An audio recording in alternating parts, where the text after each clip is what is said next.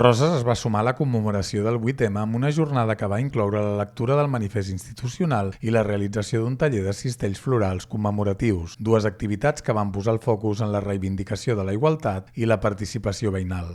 Bon dia, doncs mira, estem molt contents avui d'estar aquí per poder ensenyar-los a realitzar un taller d'un mini cistell floral, un dia com avui, el 8 de març. I aquest cistell es compondrà d'una base que farem amb llantrisca, després seguirem fent-ho amb l'eucaliptus, ficarem una mica d'estatis per donar-li aquest punt de color lila que busquem avui i acabarem amb el limònium i per últim per donar-li l'últim toc a la llaçada final i el pic de fusta que posa Feliç Dia de la Dona. La lectura del manifest ha marcat el moment central de l'acte, amb un missatge de reflexió i reivindicació per continuar avançant cap a una societat més justa i igualitària, tot recordant la importància del paper de les dones en tots els àmbits.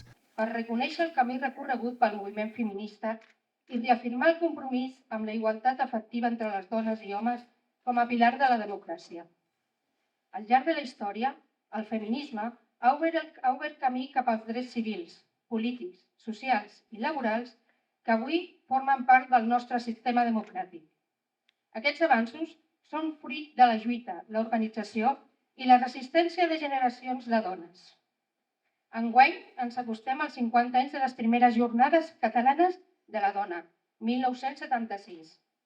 Un moment clau en què dones d'arreu del país van alçar la veu per defensar drets fonamentals com la igualtat jurídica i salarial, la participació política, el dret a decidir sobre el propi cos i el reconeixement del treball de cures.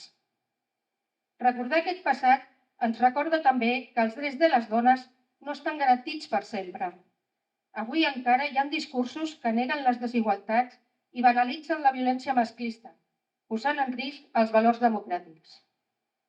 Per això, reafirmem el feminisme com a camí indispensable cap a la justícia social i la igualtat real. Des de les institucions i des de la societat, continuarem treballant en polítiques públiques, amb perspectiva de gènere, interseccional per construir una societat més justa, lliure i democràtica. Avancem juntes i junts, des de la diversitat, per continuar defensant els drets i la dignitat de totes les dones. Moltes gràcies.